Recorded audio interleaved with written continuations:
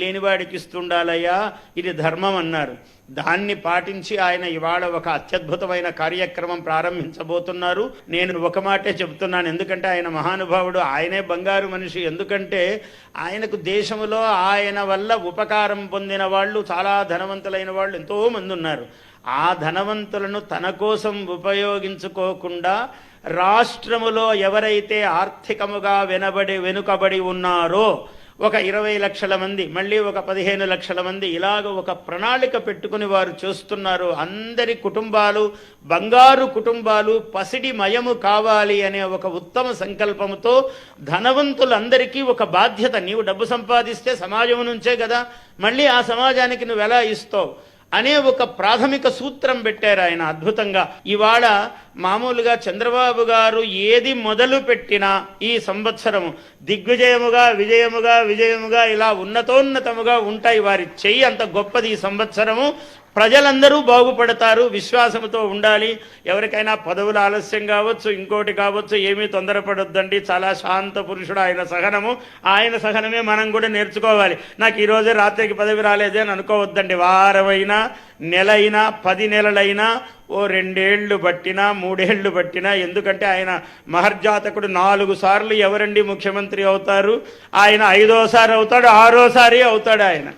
ఇటువంటి మహానుభావుడు మనకు రాష్ట్ర ముఖ్యమంత్రి. ఆయనకు తగినట్టే ఆయన చుట్టూ అందరూ మంత్రిమండలి కూడా అలా ఉన్నది.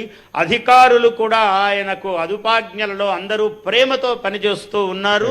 ఆయన పంచాంగ శ్రవణంలో సగం చంద్రబాబు నాయుడు గారిని పొగడ్డానికి సరిపోయిందని అనుకుంటా సార్. చాలా ఉంది, ఇంకా పొగడ్తలు ఉన్నాయి.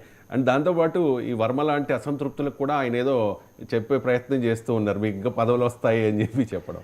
అండ్ దాంతోపాటు ఇంకొకటి 2 యాడ్ చేస్తాను సార్ నేను.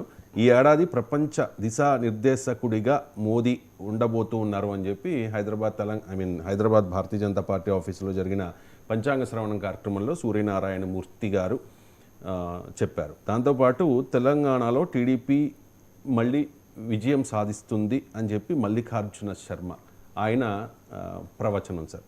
సో ఇలా ఎవరి పంచాంగం వారిదే సార్. చాలామంది ఆయా పార్టీలకు, అధినేతలకు అనుకూలంగా పంచాంగ శ్రవణాలు చెప్తూ ఉన్నారు. కానీ పంచాంగం అనేది ఒకటే ఉంటుంది కదా సార్, కానీ డిఫరెంట్గా వీళ్ళందరూ చెప్తారు. సైన్స్ అయితే ఒకటే ఉండాలి. సైన్స్కి ఉండే బేసిక్ సూత్రం ఏంటంటే రిప్లికేషన్. ప్రపంచంలో అది ఎవరు ఎక్కడ చేసినా అది అక్కడే ఉంటుంది. ఇప్పుడు ఇది బాటిల్, నేను కిందికి వేసాను అనుకోండి, పైకి ఎందుకు పోతుంది, కిందికి ఎందుకు పడుతుంది?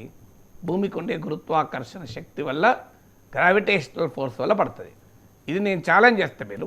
నేను హైదరాబాద్లో వేస్తే ఇలాగే పడుతుంది కిందికే, అమెరికాలో వేసినా కిందికే పడుతుంది, ఆఫ్రికాలో వేసినా కిందికే పడుతుంది, ఆస్ట్రేలియాలో వేసినా కిందికే పడుతుంది, అంటార్క్టికాలో వేసినా కిందికే పడుతుంది.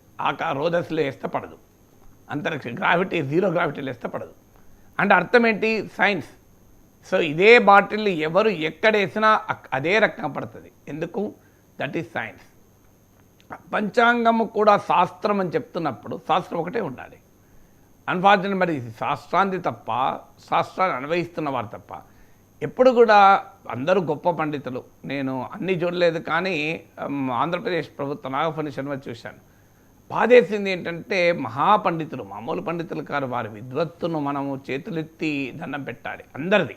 ఇప్పుడు ఇక్కడ మనం చూపెట్టిన సిద్ధాంతాలు, చూపెట్టని మీరు ప్రస్తావించిన సిద్ధాంతాలు ఎవరి విద్వత్తు పైన నాకు ఎలాంటి అనుమానం లేదు. వారికి ఉన్న విద్వత్తులో నాకు 1% కూడా లేదు.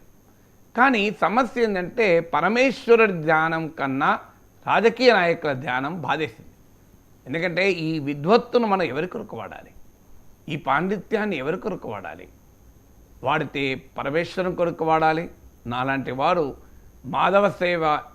మానవ సేవ నమ్మే వాళ్ళు పరమేశ్వరునికి వాడాలి. నాలాంటి వాళ్ళు మానవ